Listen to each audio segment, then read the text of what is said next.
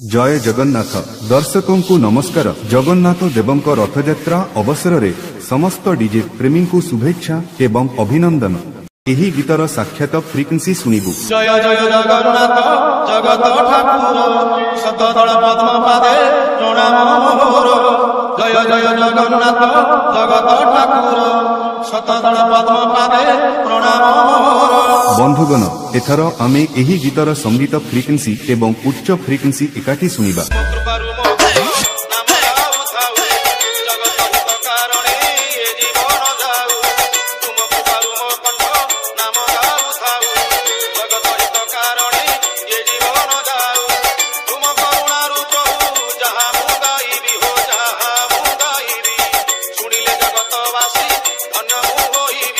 बंधुगण एपर्यंत आपण माने एही गीतर स्वर एवं मध्य फ्रिक्वेंसी उपभोग करिसंती। जगन्नाथ देवं द्वारा एक भक्तिपूर्ण गीत एबे एहाकू रतन भैया तैयारी करिसंती। दर्शकगण आपणको मोबाइल बाहर करंतु एवं वीडियो तैयारी करिबा आरंभ करंतु। आसंतु एहाकू मिदनापुर शैली रे सुनिबा। जय जगन्नाथ डीजे दीपा रिमिक्स।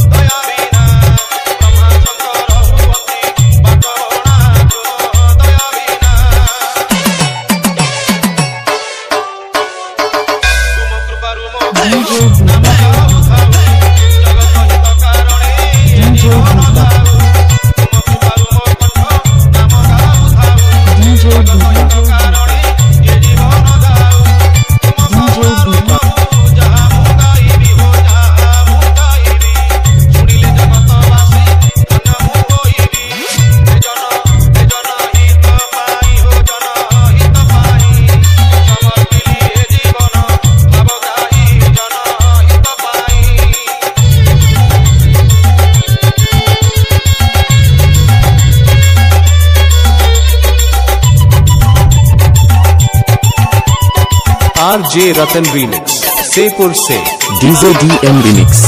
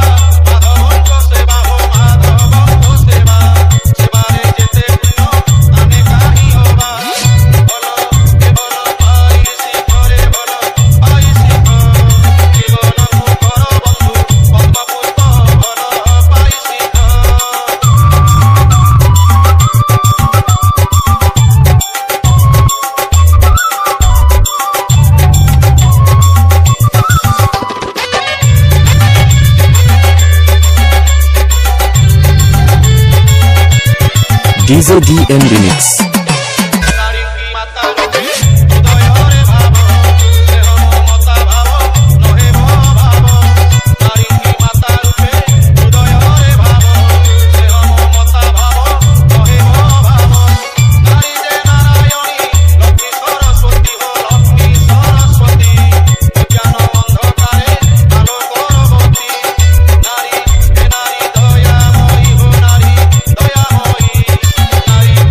अभी